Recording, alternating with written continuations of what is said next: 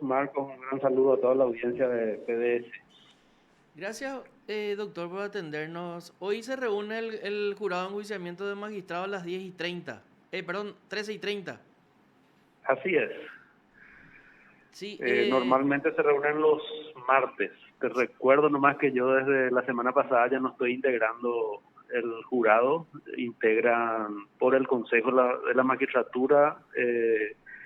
Los nuevos representantes son sí, Jorge Bogarín y la doctora sí, Mónica Fey. sí.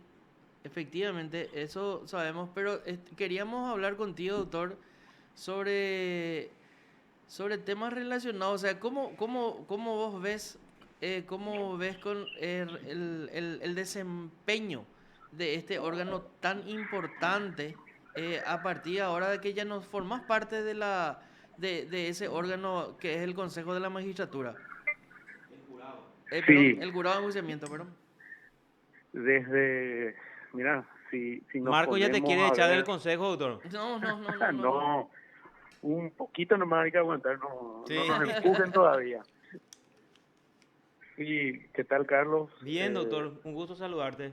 Igualmente, como, como suelo referir yo, el jurado, si nos ponemos a ver nomás en los últimos 5 años, cualquier periodista que haga análisis del área judicial como son ustedes, o el ciudadano común que, que se ponga o tenga consideración hacia sus instituciones y analice, va a ver que el jurado mejoró sustancialmente su constitución y su trabajo. De hecho, ayer nos reuníamos en el Consejo con el ministro anticorrupción, el doctor René Fernández, y él destacaba que una de las pocas instituciones públicas que cumplen a cabalidad y daba de hecho el indicador del 100% de cumplimiento en lo que se refiere a la ley de transparencia, es decir, de publicación y acceso del ciudadano a distintos documentos que están referenciados en la ley, es el jurado de enjuiciamiento de magistrados. Como dijimos la última vez que charlamos con ustedes, nosotros como jurados, de hecho desde mi presidencia, antes de que exista la ley que obliga a transmitir las sesiones, nosotros ya decidimos y apostamos por ese sistema. Y es radical la diferencia, Carlos y Marcos. En ese sentido, yo creo que ha mejorado bastante la institucionalidad. Lo que quedaría como asignatura pendiente es una reforma de la ley que haga un poquito más claro el proceso y que sobre todo garantice a los magistrados, fiscales y defensores que son sometidos al jurado un proceso que cumpla con todos los requisitos y los derechos que le otorga la Constitución Nacional. La ley es muy poco clara en ese sentido, contiene algunas arbitrariedades que se tratan de subsanar con el proceso que habilita el jurado de enjuiciamiento. De hecho, no está en la ley, por ejemplo, que los procesados sean oídos públicamente, y nosotros hemos implementado eso como un derecho de las partes. Quien solicita ser oído es oído, además de la contestación que hace por escrito, y yo creo que eso es sumamente importante para garantizar el debido proceso. Esos son los mayores avances que yo creo se dieron en el jurado en los últimos tiempos. Sí, eso hay que admitir, pero es importante que siga el control ciudadano porque igual hay algunas amañaditas, pero sí hay mucho más transparencia. Uno entra en la página y encuentra mucha información con respecto a los jueces enjuiciados o suspendidos o procesados por el jurado. Doctor Criscovis, ahora con respecto al trabajo, que creo que en todo este tiempo en que vos estás en el Consejo de la Magistratura se está haciendo, es la evaluación de los magistrados que quieren seguir en el cargo o quieren ascender, ¿verdad? Sí, Y se le da muy poca publicidad al tema y creo que es un trabajo importantísimo, elemental, ¿verdad? ¿qué es lo que se tiene en cuenta? ¿Qué es lo que ustedes analizan? Creo que integra contigo ahora los dos nuevos miembros que son el doctor Bogarín y el doctor Pacielo, ¿verdad? Que, Así es. Y la doctora Mónica y Seifert la, también y la está. doctora Mónica Seifa, o sea, los tres nuevos entonces, porque la doctora Seifert también es nueva, Así que es mismo. representante del Poder Ejecutivo. Doctor, ¿en qué consiste el trabajo de esos miembros del Consejo que se encargan de examinarle al magistrado, al fiscal o a otros funcionarios que quieren seguir en ese cargo o ascender a otro cargo más importante, doctor? Así es. Tenemos que hacer algunas diferencias, estimado Carlos, Sí, señor. para que la gente nos entienda. Como siempre, vos me decís que seamos académicos, ¿verdad? Sí, perfecto. Entonces, hay que decir que hay una ley de confirmación de magistrados que obliga al Consejo de la Magistratura a incluir en la terna al que es titular de su cargo, cualquiera fuese su cargo, juez de paz, camarista, juez, fiscal. Eso no fue recurrido por el Consejo de la Magistratura vía acción de inconstitucionalidad y se encuentra pendiente. Mientras esté vigente esa ley, el Consejo de la Magistratura, independientemente a la conducta del magistrado, su falta de idoneidad reflejada en su trabajo, está obligado a incluirle en la terna. Entonces nosotros para no caer en la irresponsabilidad de incluir en terna a un juez por el solo imperio de esa ley, creamos un sistema de evaluación que estudia el trabajo o el desempeño del titular en los 5 años que dura su mandato, su periodo constitucional. Por un lado se evalúa la cantidad de trabajo, que es el examen cuantitativo que se realiza para un juez, por ejemplo, cuántos casos entraron en esos 5 años y cuántas sentencias dictó, cuántos ahí dictó, cuántas resoluciones fueron anuladas, cuántas revocadas. Se hace todo un estudio de cantidades, por eso hablamos de aspecto cuantitativo. Y después sorteamos de esa lista de expedientes 1 a 3 expedientes, dependiendo de la complejidad, para saber cómo se llevó adelante ese proceso. Se estudia la sentencia, el razonamiento lógico que contiene la sentencia, se hace un estudio más a profundidad. Uh-huh. Ahí se le otorga 250 puntos al titular del cargo, que coincide para que esté en igualdad de condiciones con cualquier otro postulante a su cargo, que tiene que rendir un examen que también vale 250 puntos. Esta situación se da, Carlos, solamente para el titular que concursa por su cargo. Sí. Si un juez o fiscal quiere Ascender. postularse por otro cargo, tiene que rendir y está en igualdad de condiciones con cualquier otro postulante. Así que eso es importante decirlo también, porque la evaluación diferenciada entonces solo es para su cargo. La obligación de incluir en terna al titular del cargo solo es para ese cargo respectivo. Entonces, si quiere un juez pasar a ser camarista o de Asunción pasar a Ciudad del Este, por ejemplo, porque tenemos muchos casos de ese tipo, tiene que rendir el examen como cualquier mortal. De hecho, ahora yo estoy en la escuela judicial, estamos tomando un examen penal que hoy y mañana se da y están inscritos 500 personas para varios delitos, y el juez que quiera trasladarse de su cargo o postularse para cámara está rindiendo en este momento como cualquier ciudadano. Entonces, van a rendir ese examen. Así mismo. Vos sabés que es importante el procedimiento que nos estás explicando. Acá estoy anotando. Entonces, la evaluación diferenciada es para los que quieren seguir en el cargo, categórico. Así Cuando mismo. quieren ascender, entonces ya rinden como cualquier otro mortal. Así En mismo. esa evaluación diferenciada, me pregunto, ¿por qué casi siempre se puede ver que todos obtienen los 250 puntos. Porque eso, Sí, si uno mira, va a decir, a la pucha, nuestro Poder Judicial me parece que está bien, todos los jueces conocen, dictan la cantidad de sentencia necesaria, ahí se reúnen los requisitos de esa, cómo era cuantitativa y sí. cualitativamente para otorgarle los 250 puntos, porque si no se le otorga 250 es 240, pero casi todos obtienen esa cantidad de puntos, doctor. Sí, la resta, eso es verdad, y pasa un poco por el desempeño del juez, que ya tiene que ser demasiado malo para que nos llegue a los 250 puntos. Mm, No sé si vale el término, pero lamentablemente ese es el sistema que la ley nos obliga.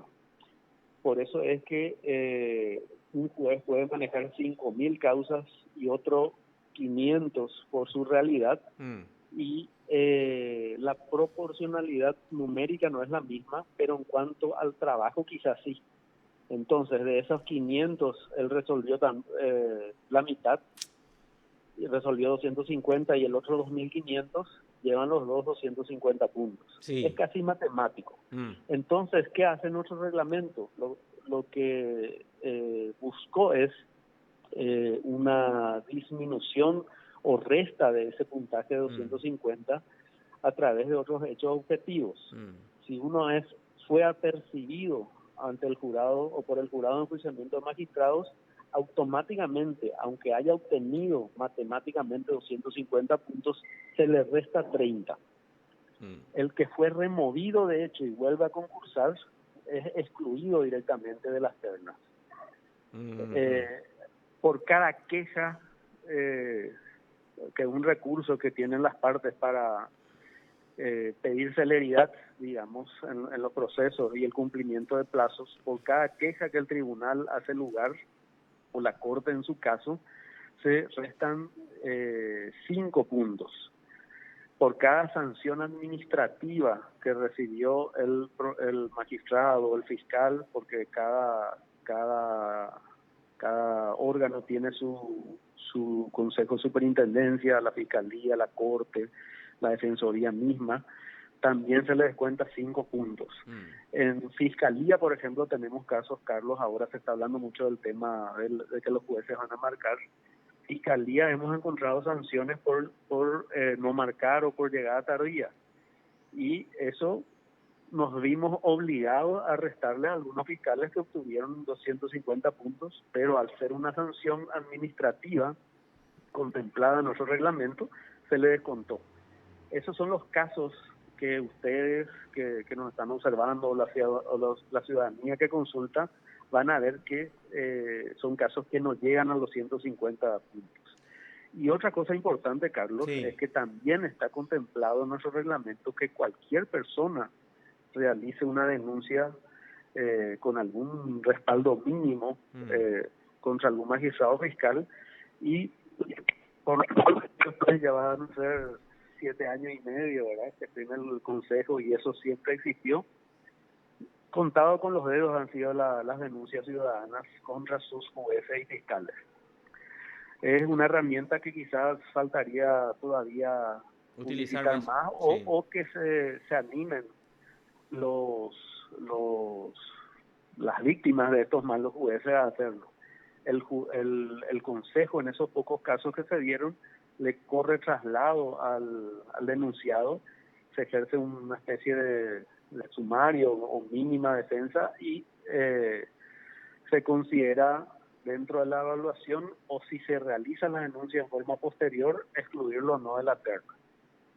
Siempre que no sea titular, porque repito, ahí estamos obligados por la ley. Claro, Y claro. en casos muy escandalosos, para terminar nomás este punto, en casos muy escandalosos de jueces procesados o que tienen denuncias muy graves que se conocen a través de la prensa, en ese caso hemos ya tenido inclusive varios antecedentes donde no le damos ningún puntaje, es decir, se da con 0 puntos a la Corte y se deja la observación de que es solamente en cumplimiento de la ley.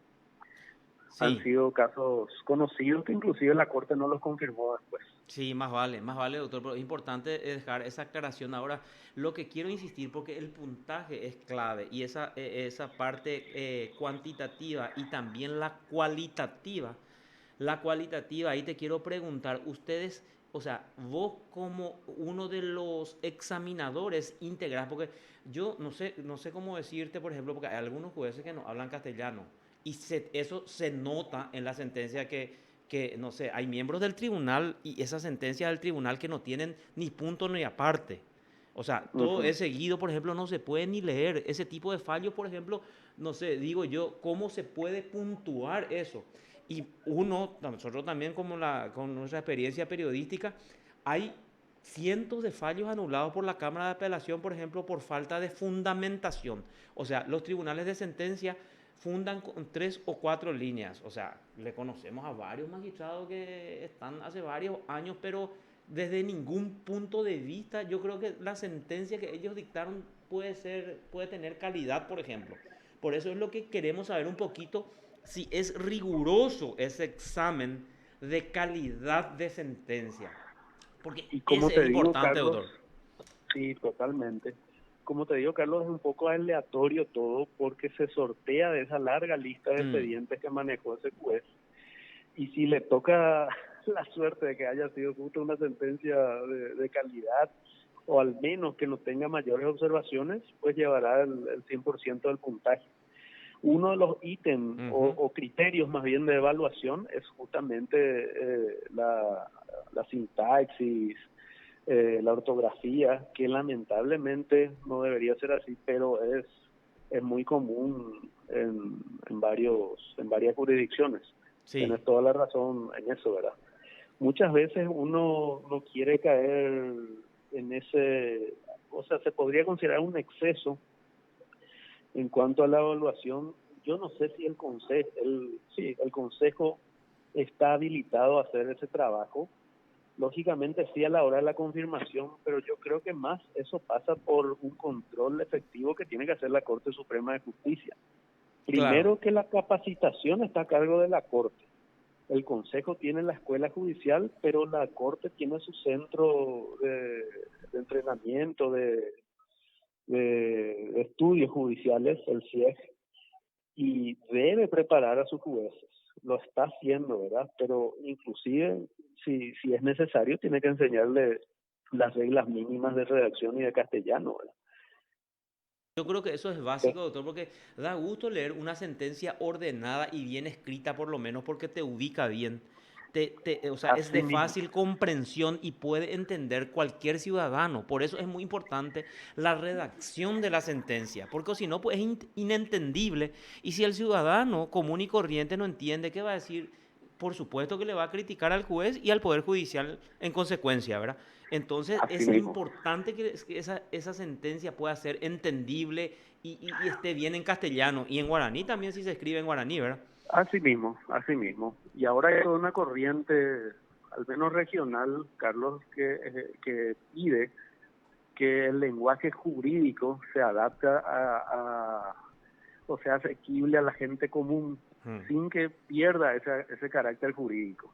Porque hay algunos también magistrados que tienen una altísima formación, pero se olvidan que la resolución va a leer gente común en una causa penal, por ejemplo, una víctima que apenas sabe leer, ¿verdad? Entonces, la transmisión de esa información que contiene la sentencia tiene que ser eh, susceptible de entendimiento por cualquier persona, y esa es la nueva corriente.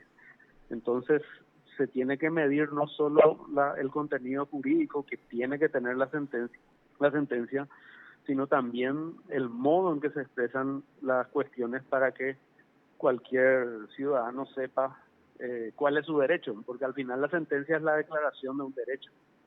Sí, señor, y es importante este examen, por eso es que te llamamos, esta evaluación, doctor, ya sea diferenciada o para todos los concursantes, porque hay que ser un poquito exigentes con los candidatos o con los que, sobre todo con los que están ya en el cargo, ¿verdad? Y esos exámenes que hicieron o que están haciendo, ¿cómo ves vos los resultados, doctor? ¿Cómo está preparada nuestra gente? Te pregunto esto Sí, y quiero que me lo digas objetivamente porque vos sos, por ejemplo, una persona bastante preparada, con mucha formación y con mucha experiencia. Y cuando uno es así, le molesta mucho más la poca así o mismo, escasa preparación de los candidatos, doctor. Le altera mucho más y le produce un efecto mucho más negativo, ¿verdad? Sobre todo.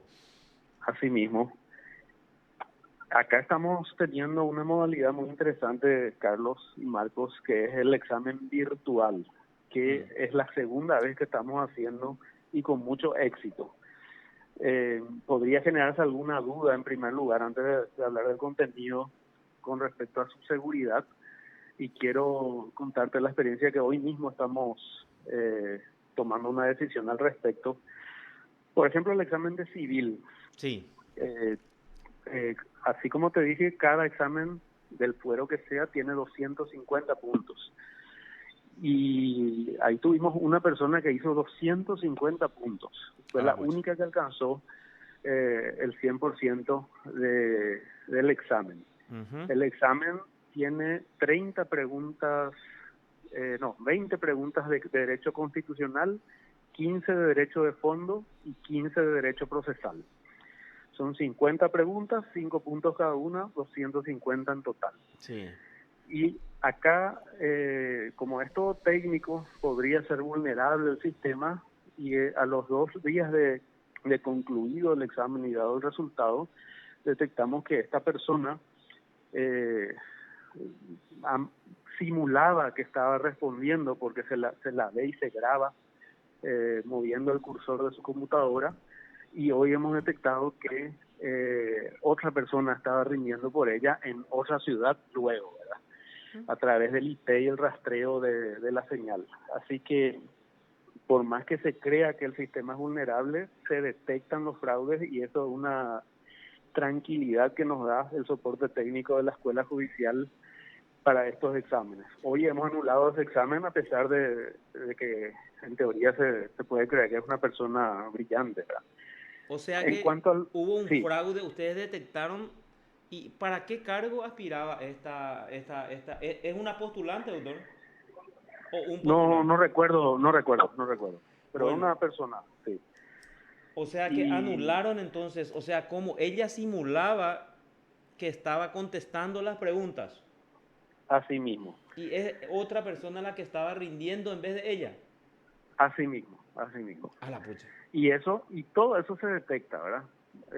Entonces, de intentar vulnerar el sistema, se puede intentar, se puede creer que se logra, pero al hacer una auditoría nos damos cuenta de los problemas ¿Y que pueden cómo detectaron plantearse. ustedes, doctor? ¿Les llamó la atención que haya hecho los 250 puntos o observaron que En su otro movimiento... examen, Eh, sí, en otro examen posterior, que también concursó para otro fuero, le llamó la atención a alguno de los operarios que esta persona tenía unos movimientos eh, que no corresponden con la realidad de alguien que está trabajando en una computadora, ¿verdad? Solo movía los dedos sobre la base del cursor, digamos, ¿verdad? En una laptop, en una notebook. Y cuando se le pedía que marque alguna respuesta, no marcaba. Y todo eso se inscribe, como te digo, se queda registrado en el sistema, el video queda grabado, se ve el rostro de la persona, que después se puede revisar su movimiento. Una cámara se pide al postulante que tenga 2 cámaras, una que es la de la notebook o de su computadora directamente hacia el rostro, y otro de su celular u otro aparato que le filme a sí mismo, pero que se vea su entorno. Y si hay alguna duda, se pide al postulante que gire esa cámara del entorno para ver si hay alguien alrededor dictándole o lo que sea.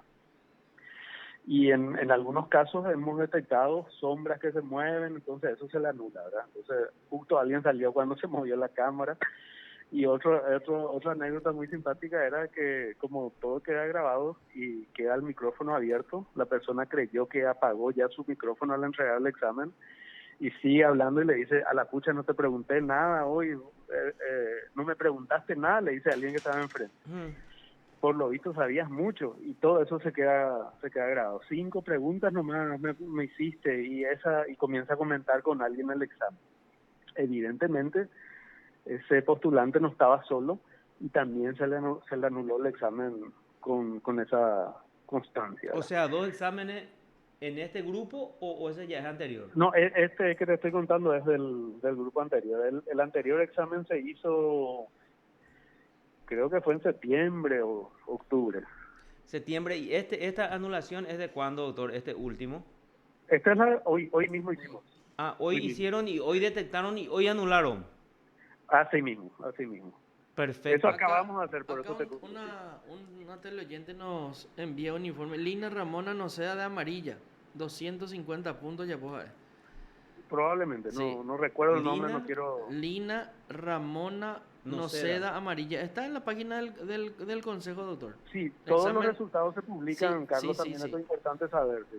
Que esa parte, por ejemplo, es excepcionalmente interesante bajo la óptica de la transparencia de las instituciones, ¿verdad? Que todo se publique. Y vos entras en la página y encontrás todo, en realidad. Es muy plausible eso, doctor. Así mismo. De hecho, al terminar los exámenes, se hacen algunas cuestiones técnicas, pero la demora es mínima, máximo 1 o 2 horas a lo sumo. Si hay muchos postulantes, ya se suben todos los resultados inmediatamente. Perfecto. Doctor, te agradecemos muchísimo tu tiempo y como siempre fue un gustazo hablar contigo, doctor. Muchas gracias, Carlos, Marcos. Siempre les sigo, así que estamos a las órdenes para cualquier consulta. Gracias, doctor. Que tengas una buena jornada. Muy amable. Gracias, saludos a la audiencia. Hasta luego. Usted está escuchando PDS.